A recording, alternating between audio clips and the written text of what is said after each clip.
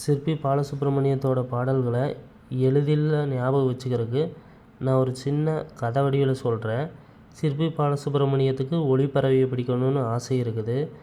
அந்த ஆசையால் அவருக்கு அந்த ஒளிப்பறவை தேடி போகிறாரு. அங்கே ஒரு மலையாள கவிதையை படிக்கிறார். அதில் என்ன இருக்குன்னா, சூரிய நிழலில் ஒரு கிராமத்து நதியோட ஓரத்தில் அலையும் சோடும் இருக்கும். அங்கே சூரிய நிழலில் சர்ப்பயாகம் நடத்தணும். அப்படி சர்ப்பயாகம் நடத்தினா பூச்சியங்களோட சங்கிலியை வச்சு ஒளிப்பறவையை பிடிச்சிடலாம் அப்படின்னு அந்த மலையாள கவிதையில் இருக்குது. அதாவது மறுபடியும் சொல்கிறோம், கேட்டுக்குங்க. சிற்பி பாலசுப்ரமணியத்துக்கு ஒளிப்பறவையை பிடிக்கணும்னு ஆசை. அவர் என்ன பண்ணுறாரு, ஒரு மலையாள கவிதை தேடி போகும்போது, அந்த ஒளிப்பறவையை தேடி போகும்போது ஒரு மலையாள கவிதையை படிக்கிறாரு.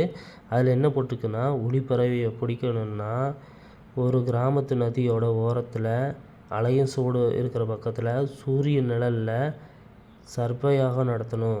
அந்த சர்ப்பயாகம் நடத்தினீங்கன்னா பூச்சியங்களோட சங்கிலியை வச்சு ஒளிப்பறவையை பிடிச்சிடலாம் அப்படின்னு சொல்கிறாரு.